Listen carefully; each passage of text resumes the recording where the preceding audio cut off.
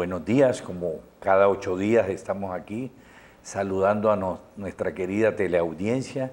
Allá hoy recibimos reporte de los amigos de Mamamillo en Bucaramanga, tienen unos platos exquisitos, para ellos un cordial, fraternal abrazo y decirles que aquí en Cali pues está lloviendo, ya esperamos que haga un buen día, pero que ustedes disfruten de este programa. Igualmente los amigos que nos escuchan en Buenos Aires, en diferentes partes del mundo, desde Cali un fraternal saludo.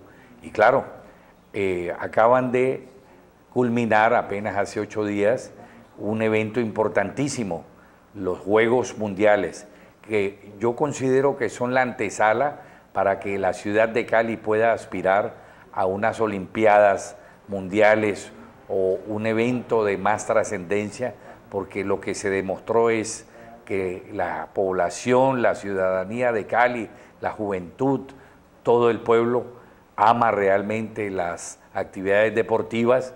Por eso nuestro querido corresponsal Pablo Federico estuvo cubriendo una de las novedosas competencias de estos Juegos y también estuvo en el acto de clausura. Entonces vamos a ver cómo fue ese acto de clausura y esta competencia.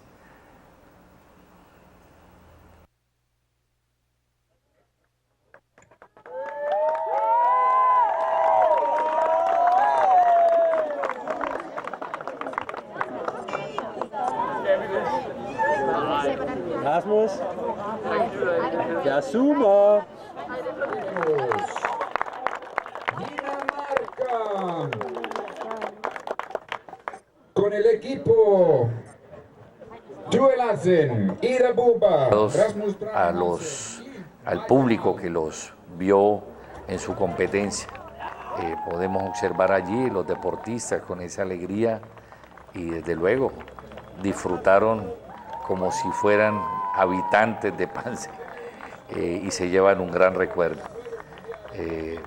Observamos allí el delegado internacional del Comité de los Juegos Mundiales con las voluntarias que se puede decir estuvieron muy atentas a cubrir con su responsabilidad, y esta fue precisamente la mascota. ¿Quién no quiere ese bichojué? ¿Quién no lo conoce? Es un ave muy, digamos, familiar para todos los caleños, y eso es lo que le puede decir el mundo a Cali. Gracias. En el acto de clausura, allí encontramos la cara alegre de los deportistas, las diferentes actividades y sobre todo que los Juegos Mundiales constituyen una posibilidad para que se convierta la querida ciudad de Cali en epicentro de futuras competencias y actividades deportivas. Por esa razón, entonces, estamos mostrando este evento importantísimo. Ahí vemos bichojué, las delegaciones de los deportistas, los miembros de la Escuela de Aviación Marco Fidel Suárez, que tiene su sede en Cali, y las delegaciones desfilando, bueno, con una alegría, pero también con nostalgia de haber vivido estos días de mucho deporte, de mucha alegría. Y bueno, y por ahí pudimos periodísticamente tener información que se escapaban algunos deportistas para bailar salsa en los sitios más representativos de esta modalidad que caracteriza a Cali. Entonces allí estamos viendo ese acto de despedida hermoso, quienes nos están viendo allá en París, en Caracas, en Panamá, en Barranquilla, en Bucaramanga, en Ecuador, que nos reportan sintonía. Ahí pueden observar la importancia y la trascendencia de estos Juegos, y desde luego ahí el acto de clausura. Vemos ahí al presidente de los Juegos con el típico sombrero vuelteado, que es precisamente una obra de arte hecha con caña flecha y de la zona de Chinú, de Tuchín, en Córdoba. Observamos allí uno de los grupos que podría considerarse patrimonio cultural de Cali, la Orquesta Sinfónica de Salsa, formada por niños y niñas que no sobrepasan los 17 años. Encontramos allí virtuosos violinistas, chelistas, bongoceros de una edad de 7, 8, 9, 10, 17 años, y desde luego vemos también unas figuras promisorias del canto, de la música afrocaribeña. Y todos se contagiaron, deportistas, voluntarios. En la pista atlética del Estadio Pascual Guerrero se contagiaron de la alegría de la música interpretada por estos niños de la Orquesta Sinfónica Infantil y Juvenil de Salsa de Cali. Esto fue algo muy hermoso, muy emocionante, porque es una institución que realmente refleja el sentir, el sentimiento y la idiosincrasia de los caleños. Pueden observar allí los deportistas bailando, bueno, muchos no bailan salsa, pero se las ingeniaban para danzar al son de la música, y desde luego pues fue todo un acto muy significativo, acompañado por un hermosísimo espectáculo de juegos pirotécnicos. Allí pueden observar, fue variadísimo, fue tan hermoso el espectáculo de juegos pirotécnicos como el que se vivió en el acto de inauguración. Muy variado, hermoso, multicolor, y desde luego pues fue un espectáculo que disfrutaron no solo quienes estaban dentro del estadio, sino que a distancia. Tenemos noticia de que de los diferentes puntos cardinales de la ciudad, el pueblo caleño pudo observar en el cielo colindante del entorno del Pascual Guerrero, pudieron desde la distancia observar la magnitud, la belleza de estos juegos pirotécnicos variadísimos, multicolores, que hicieron más hermosa esta ceremonia. Ahí hay que exaltar desde luego el comportamiento de los ciudadanos y ciudadanas, y no solo que apoyó, sino que asistió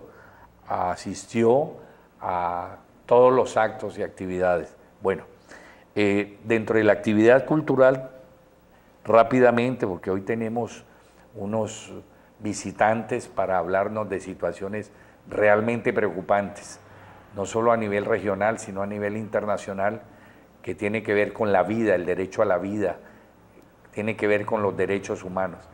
En materia cultural tenemos que decir que mañana es la final del concurso juvenil de tríos, Nobel Tríos. Es en dos modalidades, vocal e instrumental. Va a ser la final en el Centro Cultural de Cali, en su auditorio principal. Esta es la antesala del gran evento de tríos, el 21º Festival Nacional de Tríos, que se realizará los días 27, 28 y 29 de agosto, tomando como sede principal el Teatro Enrique Buenaventura y algunos hoteles importantes de la ciudad. Asistirán invitados tríos de México, Ecuador, Puerto Rico, y también se espera la asistencia de algunos boleristas de Cuba. Entonces estamos a la espera. Recordemos que son países que marcan la pauta en materia de este género musical romántico, el bolero, que lleva más de 100 años de existencia. Igualmente debemos decir que el lema de este 21º Festival de Tríos es recuperar el concepto del romanticismo en Colombia, y eso está bien. Necesitamos gente que ame, que despliegue amor y no odio, como lo que está ocurriendo desde las instancias del poder. También tenemos para el día de mañana la final del 8º Festival Mundial de Salsa, Internacional de Salsa. Ese festival se está realizando principalmente en la Plaza de Toros, pero también en el Centro Cultural de Cali por medio de unos talleres, y en el entorno de la Plaza de Toros hay mercado artesanal, talleres de audición, de percusión, de baile, desde las 9 de la mañana, y pueden disfrutarlo con las familias, los asistentes. Están invitados, y a partir de las 6 de la tarde empieza la final. Hoy termina esta final, mañana es el concurso definitivo para escoger los ganadores en modalidades de salsa cabaret, como dice, on want, grupos cabaret y el baile caleño. Son 4 modalidades que determinan quiénes son los ganadores en estos eventos.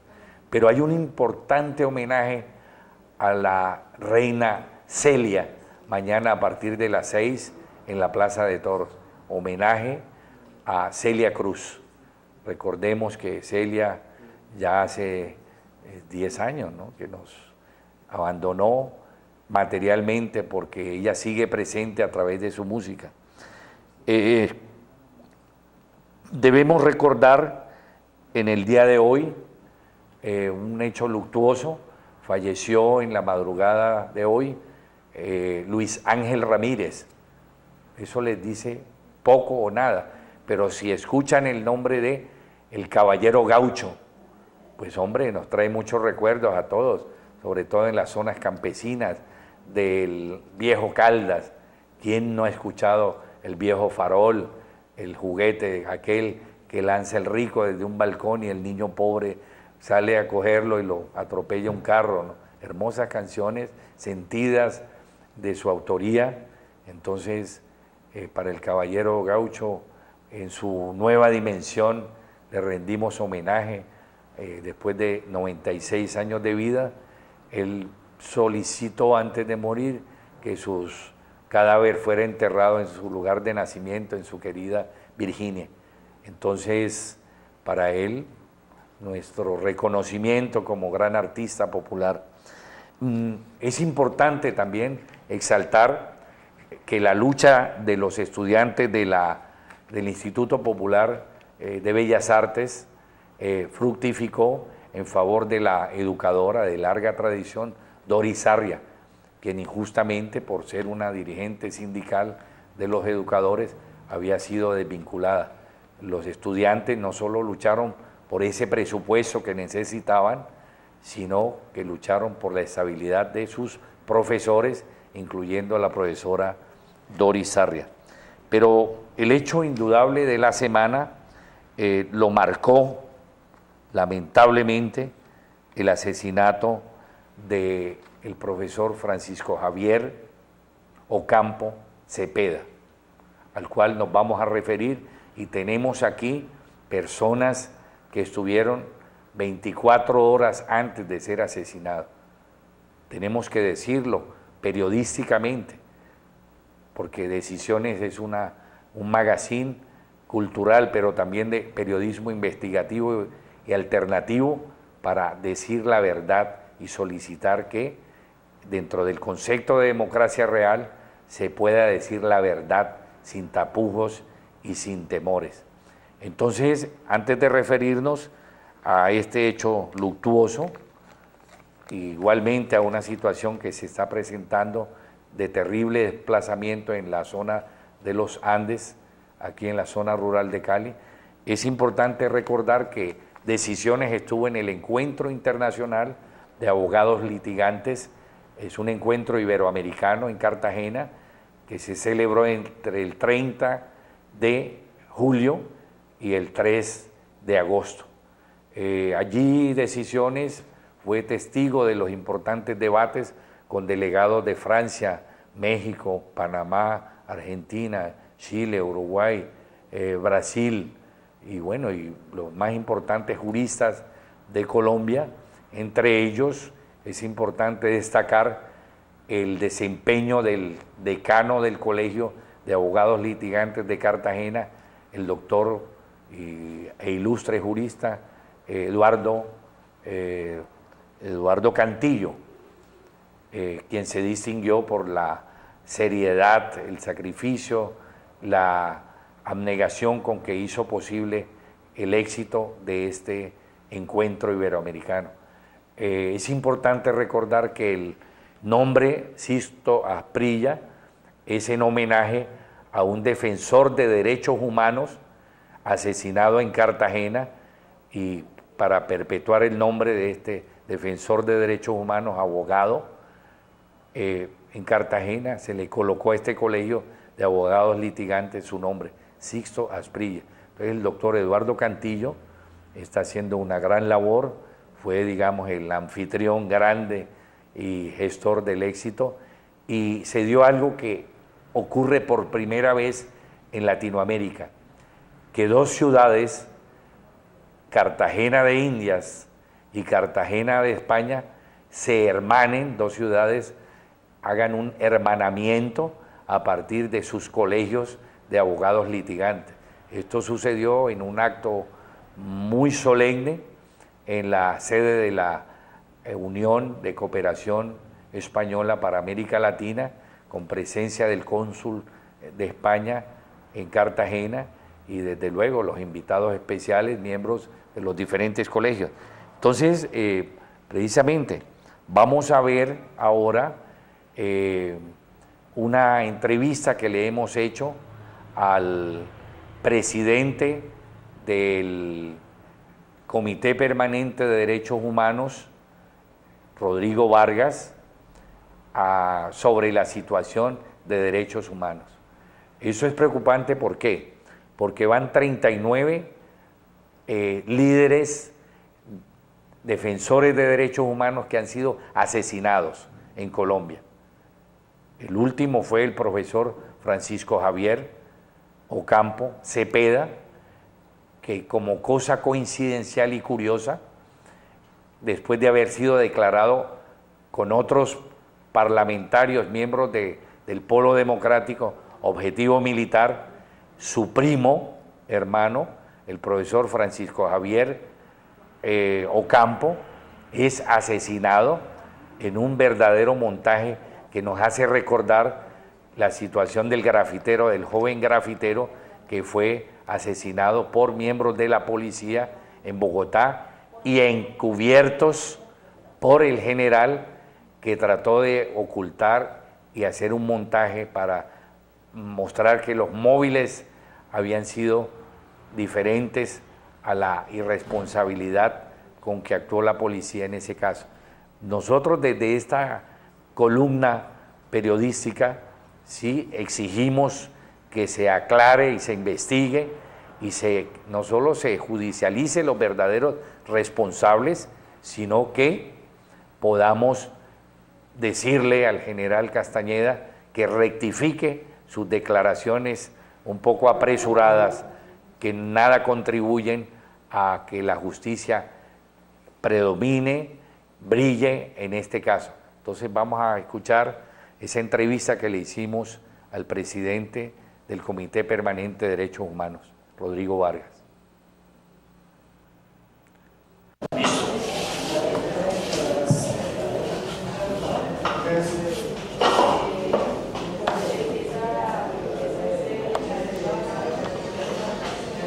Para Decisiones, el magazine cultural de periodismo investigativo y alternativo, estamos con el presidente del Comité Permanente de Derechos Humanos, el señor Rodrigo Vargas, una persona de una gran trayectoria, del trabajo comprometido con derechos humanos, y ante el último hecho, el asesinato del profesor Francisco Javier Ocampo, profesor de la institución educativa Antonio José Camacho, ya son 38 defensores de derechos humanos. ¿Qué respuesta hay, señor Rodrigo Vargas, como su calidad de presidente del Comité Permanente de Derechos Humanos, ante esa terrible realidad que en 6 meses 38 defensores de derechos humanos hayan sido asesinados? Antes que todo, Rodolfo, agradecerle por la invitación que nos hace a este prestigioso magazine, que se ha convertido en una tribuna de denuncia sobre la situación que se viene presentando en el Valle del Cauca. Rodolfo, la situación que nosotros como defensores de derechos humanos sentimos es que se agudiza cada día con más profundidad el tema de la criminalización de la protesta social.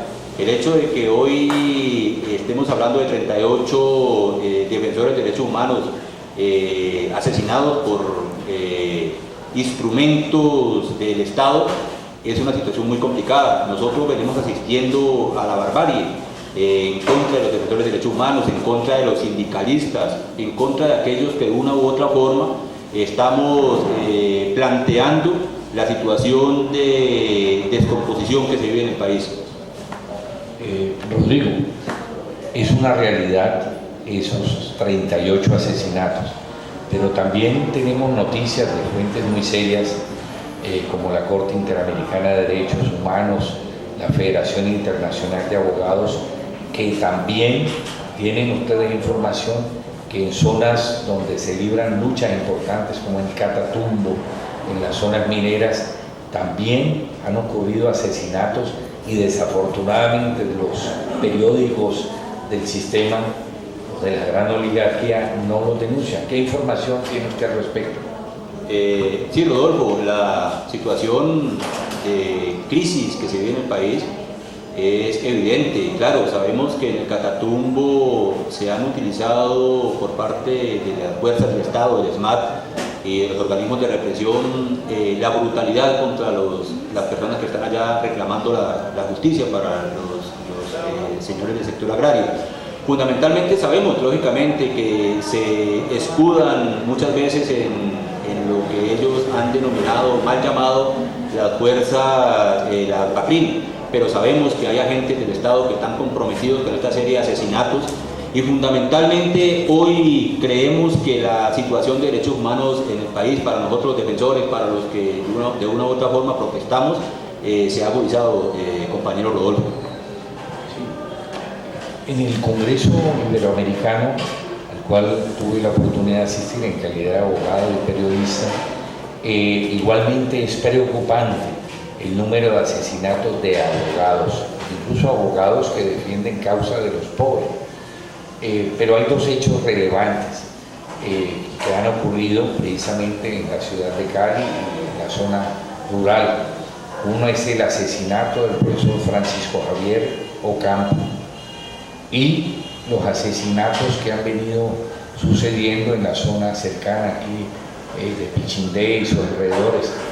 Es preocupante, por eso acudimos a usted para que la opinión pública nacional, regional e internacional tenga conocimiento y qué gestiones hace el Comité Permanente de Derechos Humanos pues, para denunciar y, si es posible, que se hagan no exhaustivas, sino efectivas investigaciones por esos crímenes.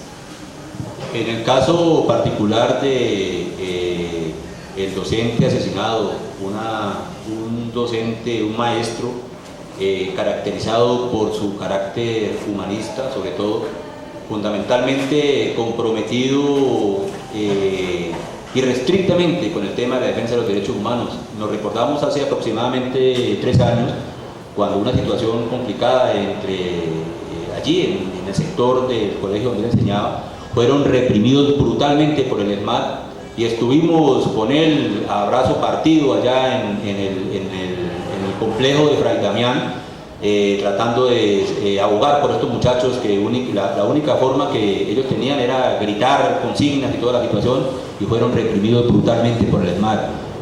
Nosotros con el profesor Pacho, como le decíamos cariñosamente, reconocemos a un gran dirigente, a un hombre que se comprometió con la lucha de los campesinos, era un seguidor de todo lo que tiene que, digamos, le dolía lo que tiene que ver con la injusticia social. Lo recordamos por su, digamos, compromiso con el tema del sindicalismo, un hombre comprometido en ese sentido, pero su mejor cualidad era ese sentido humanista. Creo que hoy nosotros decimos que el asesinato del compañero Francisco es la prueba contundente de que hoy Rodolfo, estuvo la gran comunidad educativa, profesores, estudiantes, la comunidad en general, rechazando y señalando a los perpetradores del crimen de Pacho, planteando pues que aquí el ejercicio pues de los derechos humanos es criminalizado con la muerte. Nosotros decimos que el caso de Pichindé, el caso que se viene presentando a lo largo y ancho de las cordilleras del Valle del Cauca y de Colombia, demuestra la barbarie y la sevicia como algunos agentes del Estado actúan para, como decían al principio, para callar la protesta social. Nosotros desde el Comité Permanente por la Defensa de Derechos Humanos recordamos también a Francisco, a Pacho, en un programa que ellos implementaron en el colegio que lo denominaron Calibra, Calibra porque eran estudiantes del Camacho y Libra por Santa Librada, el Colegio Santa Librada, donde él se había convertido en un resolutor de los conflictos allí, donde él mediaba para que los conflictos y hubiera armonía entre los compañeros estudiantes. Yo creo que el asesinato de Pacho, como usted lo decía, compañero Rodolfo, no debe quedar allí en los anaqueles como una investigación exhaustiva y que se va a investigar hasta las últimas consecuencias. Allí está comprometida la Policía Nacional y en ese sentido, pues nosotros desde el Comité Permanente agotaremos hasta los últimos esfuerzos para que se castiguen a los perpetradores de este crimen. Fundamentalmente nosotros hemos sacado un comunicado público que nosotros también le hemos solicitado mediante este comunicado para que sea leído en las diferentes emisoras, para que se limpie la imagen de este profesor que lo único que hizo fue estar al servicio de los estudiantes y la comunidad en general. Bueno, ya escuchan ustedes al presidente del Comité Permanente de Derechos Humanos, Rodrigo Vargas, es un reconocido defensor de derechos humanos que con el comité está presto a asistir precisamente a quienes son víctimas de estas violaciones de derechos humanos por agentes del Estado y por sus aliados. Por eso hoy hemos querido, a través de decisiones, mostrar a la opinión pública nacional e internacional una tragedia que está viviendo la población de la zona de los Andes. Aquí está con nosotros, los tenemos aquí presentes, ellos son miembros de esa comunidad, han sufrido en carne propia el asesinato de hijos, de esposos, de familiares y sobre todo están a portas de un éxodo que ya está ocurriendo con unos argumentos realmente absurdos, pero que ya ha producido muertes y están estas comunidades de la zona de los Andes, Pichindé, incluso con los actores conocidos, con nombres propios, que actúan como si estuvieran aliados por y protegidos por la fuerza pública. Entonces vamos a hablar con ellos para que ustedes conozcan la realidad de la situación que se está presentando. Entonces, tenemos aquí el nombre de... Mi nombre es Miriam Patricia Quiseno, venimos del corregimiento Los Andes. La señora... Mi nombre es Clemencia Delgado, vengo del corregimiento Los Andes. El señor... Dier Villota Moreno, vocero de Andes Peña Blanca. Bueno, vamos a contarle en términos objetivos cuál es la situación que se está presentando, desde qué momento hasta ahora y qué es lo que ha ocurrido. Pues desde el mes de septiembre del año pasado vienen asesinando gente sin ningún motivo. Allá la gente es muy trabajadora, se ha formado una banda, dice llamarse los urabeños, ahora se hacen llamar los paracos, que vienen extorsionando a la gente. A mi hija la asesinaron el 9 de diciembre con su esposo por una extorsión que no pagó. Tenía 2 meses de embarazo. Antes de ella habían asesinado 2 más, de ahí para acá vienen 9 más. El mes pasado nomás asesinaron a 3. O sea, van 17 personas asesinadas, 17 personas prácticamente, ¿no? Haciendo las cuentas, ¿no?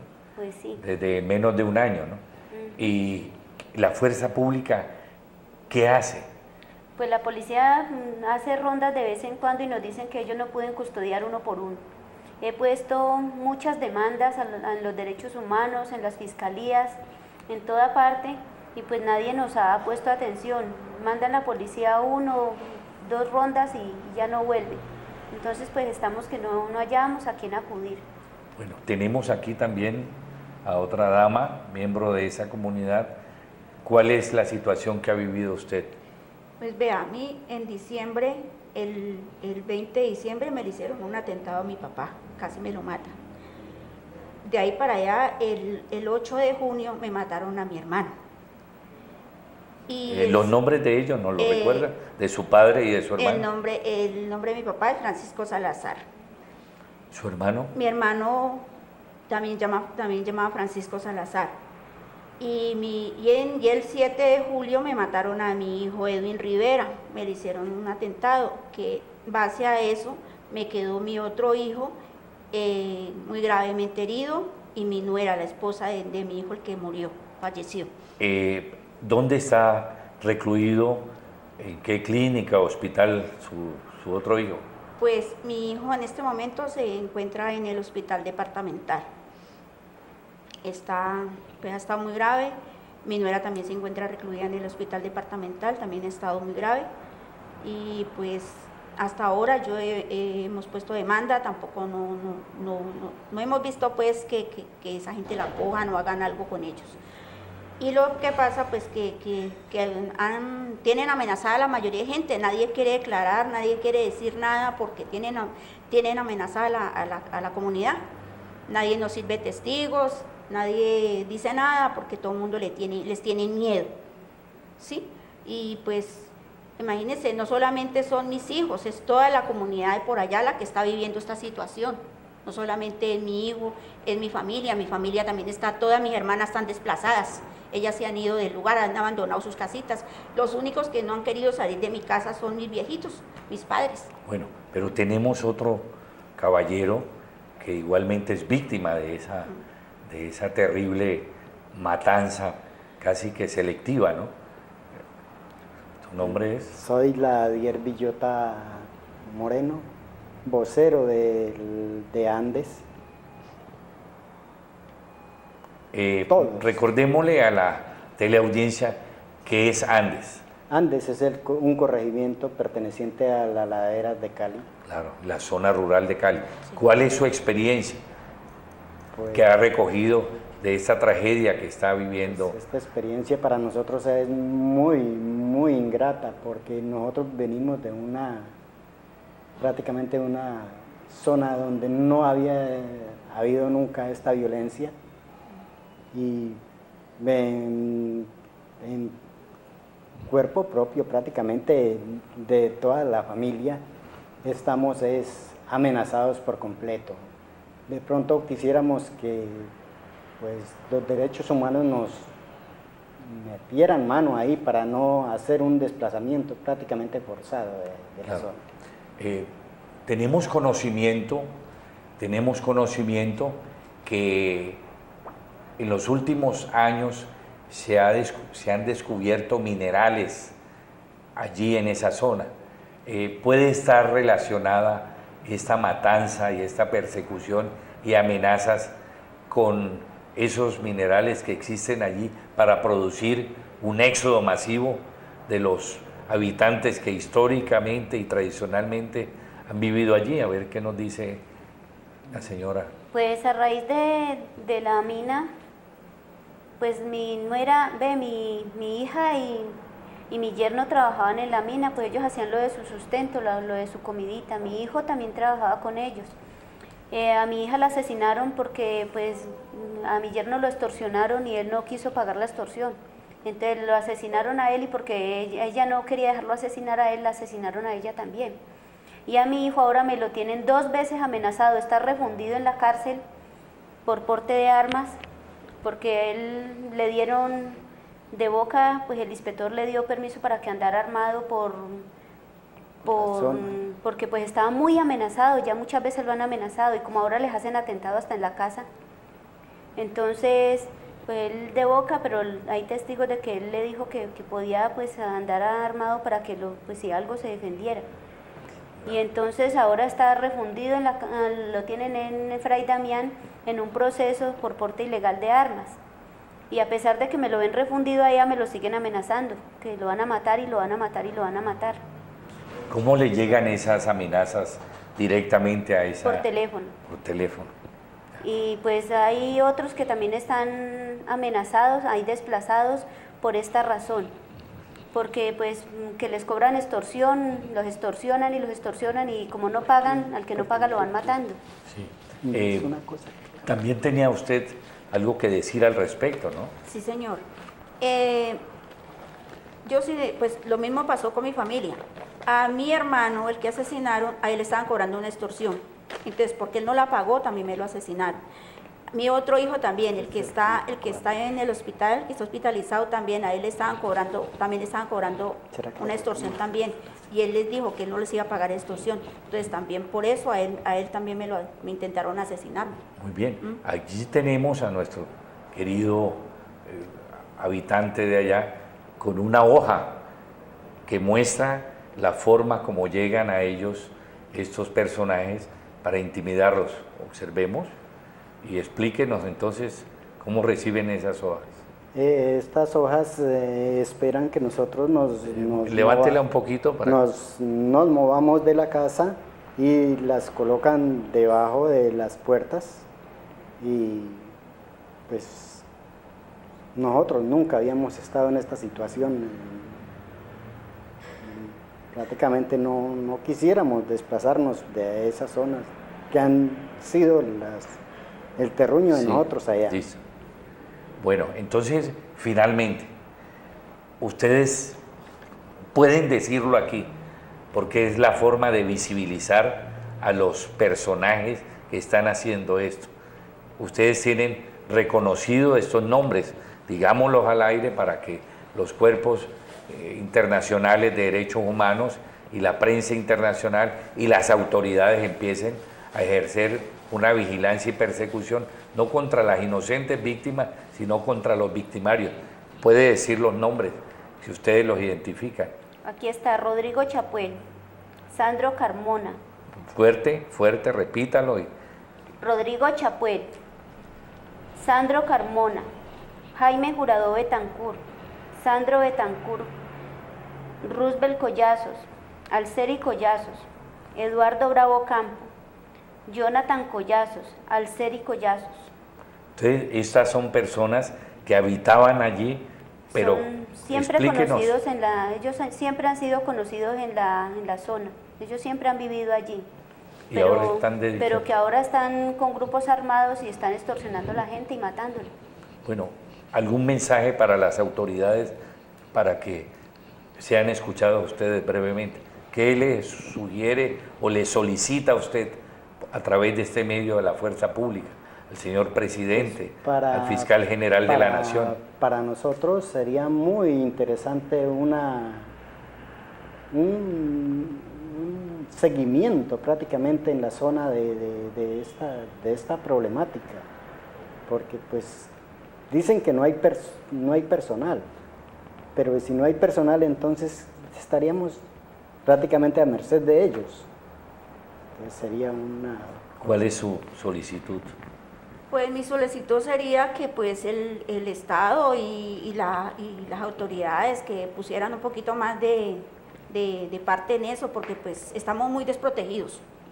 Nosotros, discúlpeme, yo he ido a la fiscalía e inclusive el caso de mi papá lo cerraron. Yo fui a la fiscalía, no me aceptaron la denuncia que porque no tenía pruebas. Entonces le pedimos, por lo menos yo lo que más le pido a la autoridad y el gobierno que se preocupen por ese lugar. El lugar ha sido un lugar muy sano y ahorita esta gente pues están haciendo mucho daño, no solamente a nosotros, a toda la comunidad de allá. Todo el mundo está aterrado, está asustado. Hay niños que inclusive mi familia, mis sobrinos, mis nietos andan por ahí sin estudiar, sin hacer nada, porque la mayoría ha tocado que sacar a los niños por temor, por miedo. Bueno, de esta manera hemos presentado un hecho relacionado con la situación de violación de derechos humanos que se presenta, yo diría, con la negligencia y complicidad de los organismos del Estado. Quisiéramos que con la misma celeridad y eficiencia como en menos de 24 horas capturaron los asesinos de la gente de la DEA, los agentes de investigación del Estado puedan poner a merced los verdaderos actores de estos actos criminales que están intimidando y produciendo un éxodo masivo de una zona hermosa, rural, de Cali, que es la zona de los Andes o Pichindé. Bien, entonces estamos seguros que el Comité Permanente de Derechos Humanos y quienes escuchan este programa se convertirán en voceros, no solo para denunciar, sino para exigir la protección y la permanencia de ustedes en esa zona. Bueno, vamos entonces a mostrar lo que le teníamos preparado a ustedes.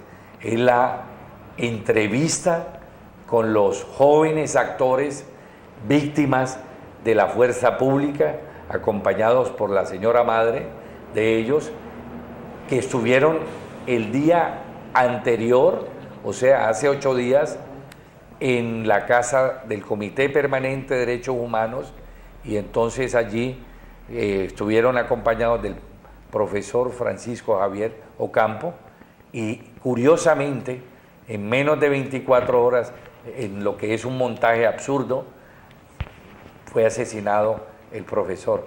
Vamos a ver primero una entrevista que se le hace a algunos estudiantes, incluso con la intervención del profesor Francisco, denunciando la actitud irresponsable, abusiva y agresiva por parte de la fuerza pública contra los estudiantes. Veamos entonces esa entrevista histórica, que es un documento inédito, pero es bueno que lo conozcan.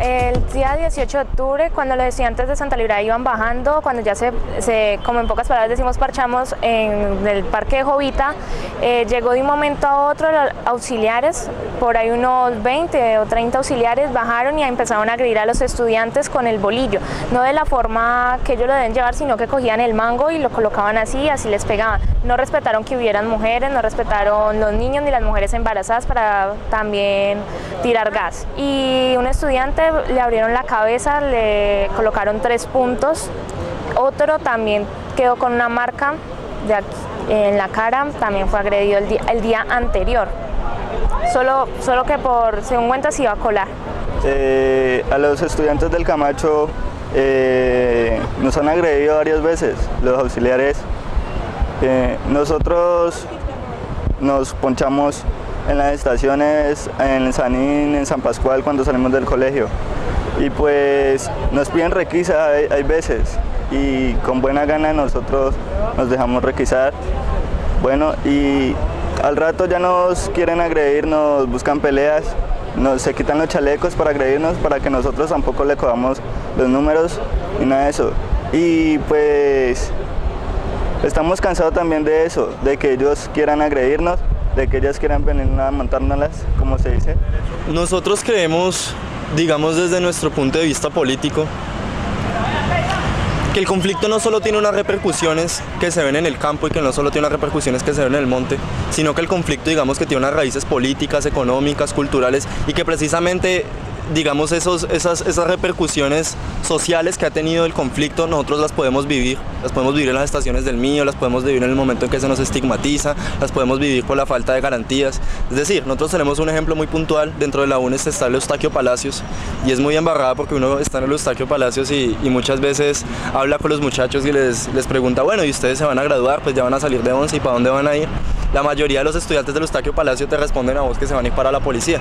¿Sí? Es la vía más común. Los que no se van para la policía se van a prestar servicio militar, ¿sí? Es decir, en los sectores marginales, donde no existen realmente oportunidades para los jóvenes, la opción generalmente más fácil, es decir, los que no llegan a la delincuencia y necesitan salir de sus casas, necesitan una opción de empleo, pues es la policía, ¿sí? Y la policía no solo, digamos, desde el contexto digamos estatal, que uno entiende el concepto de las estructuras, sino la policía también entendida desde el contexto social. Es decir, ahí hay unas raíces políticas que impulsan a la policía y que nosotros realmente las conocemos. hablar de que somos estudiantes. Los compañeros ahorita decían que no se les respeta la camiseta por ser de Santa Librada, que no se les respeta la camiseta por ser del Camacho. Y nosotros sabemos que eso tiene de alguna manera unas raíces sociales precisamente, que son las que de alguna forma nos han definido culturalmente como estudiantes rebeldes, como estudiantes pensantes, como estudiantes cultos. Eso nosotros lo vemos como una causa del conflicto y que se materializa a través de los conflictos que tenemos con la policía, en las estaciones del Mío, por ejemplo. El problema de la mayoría de nuestros estudiantes es que son personas que de alguna manera no tienen cómo ingresar al sistema masivo pagando y por lo tanto se ven obligados en muchas ocasiones a irrumpir al sistema. Obviamente que en ese momento el sistema no los acepta y hace una especie de repulsión por medio de la fuerza pública que defiende intereses que ni siquiera son intereses del pueblo, sino que son intereses de unos cuantos particulares. Eso convierte entonces en un momento determinado las estaciones del Mío en campos, en escenarios de batalla, en donde los estudiantes son golpeados sistemáticamente por la fuerza pública, en donde los elementos de la fuerza pública, que son en la mayoría de los casos jóvenes casi de la misma edad que nuestros estudiantes, son usados en forma inadecuada por el mismo sistema para reprimir y para golpear de una manera brutal y salvaje e incluso asumir actitudes ilegales, ya que en muchas ocasiones hemos observado que los auxiliares bachilleres y algunos policiales se quitan las insignias para provocar a los estudiantes y golpearlos, y cuando los reducen y los conducen siguen golpeándolos y les siguen echando gas pimienta y hasta los esposan y los tiran a las patrullas policiales de una forma tal que los tratan como si fueran bestias salvajes y no seres humanos. Bueno, a raíz de la socialización que tuvimos ahorita, se trataron muchos temas, unos temas muy importantes que estigmatizan a la sociedad estudiantil de esta ciudad. Por ejemplo, se habló que el Estado como tal le hace ver a la sociedad de que la educación pública es pésima, de mala calidad, que los estudiantes que pertenecemos a ella somos vándalos, terroristas, etcétera, etcétera. Y a raíz de eso hay muchas instituciones de carácter de fuerza pública, en este caso la Policía Nacional, que de hace algunos años ha venido infringiendo ciertas leyes legislativas en contra de los estudiantes. Se instauró como problemática un proceso ocurrido el 18 de octubre en contra de los estudiantes de Santa Librada, en donde hubieron moretones, golpes, groserías, etcétera, por parte de auxiliares bachilleres. Bueno, primero que todo, pues yo creo que con los compañeros del Camacho, con los compañeros de Santa Librada, por ahí están los compañeros de Confandi y Miraflores, ¿no? No sé, hay varios colegios en la zona y pues de hecho esta históricamente ha sido un área cultural, ¿sí? Ha sido un área, digamos, de esparcimiento, ha sido un área que frecuentan las personas pues con unas ideas pues poco comunes dentro de esta ciudad. Bien, tenemos aquí como una primicia diría yo, los últimos beneficiados con la acción de respeto y defensa de derechos humanos del profesor Francisco Javier. Es el joven Alexander con su señora madre, quienes fueron conducidos por el profesor Francisco a la casa del Comité Permanente de Derechos Humanos el día sábado, ¿no? Cuéntenos esa experiencia. ¿Cómo fue, Alexander? ¿Cómo contactaron al profesor?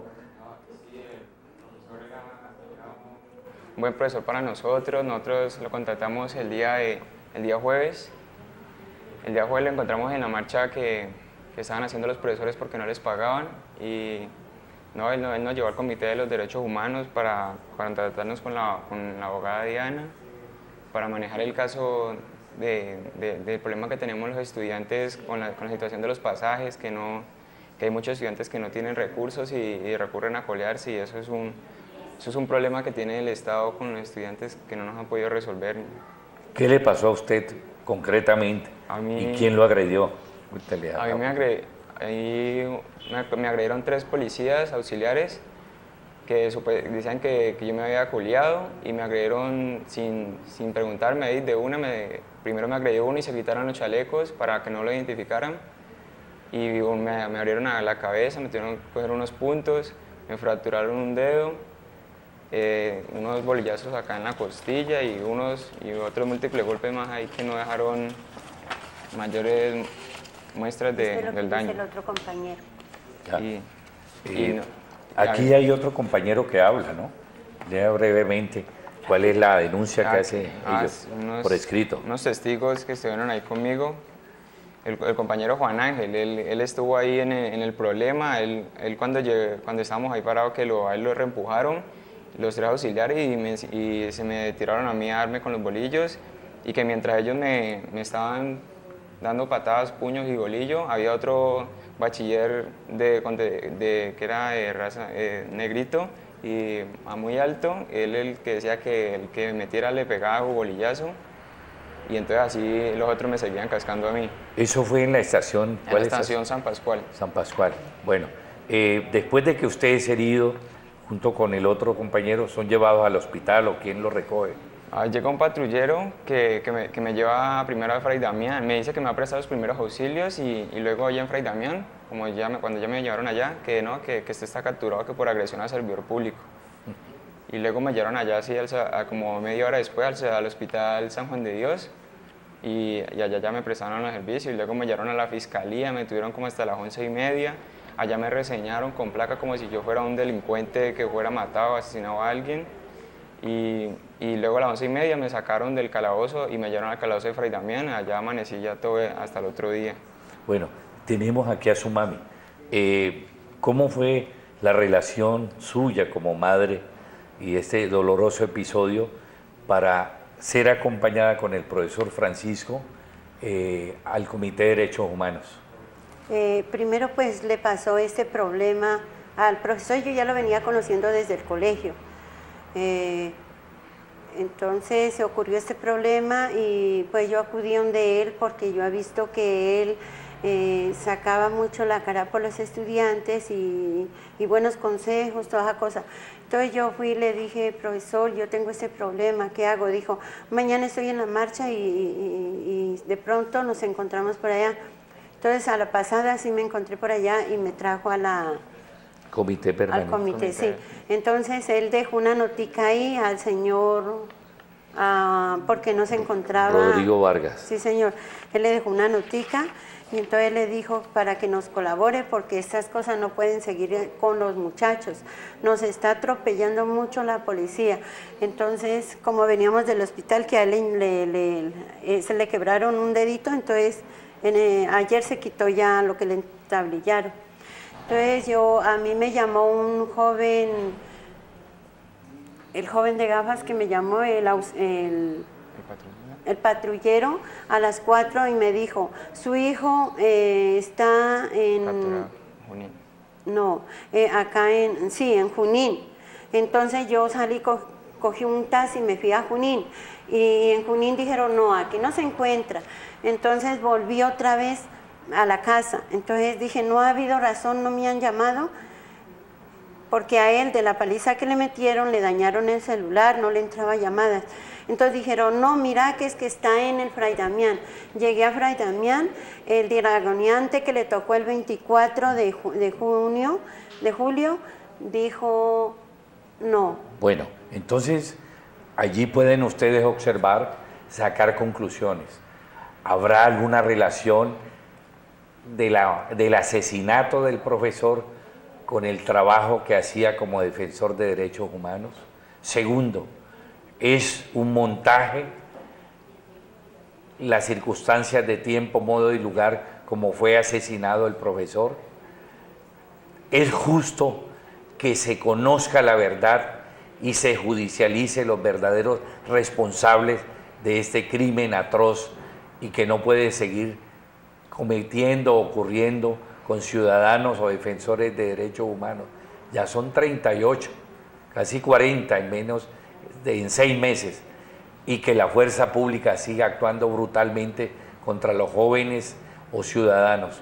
Esto entonces lo dejamos como una reflexión en nuestro programa de hoy, y para el próximo programa continuaremos con lo prometido, el material de Alfredo Molano y el documental sobre el homenaje a Bolívar.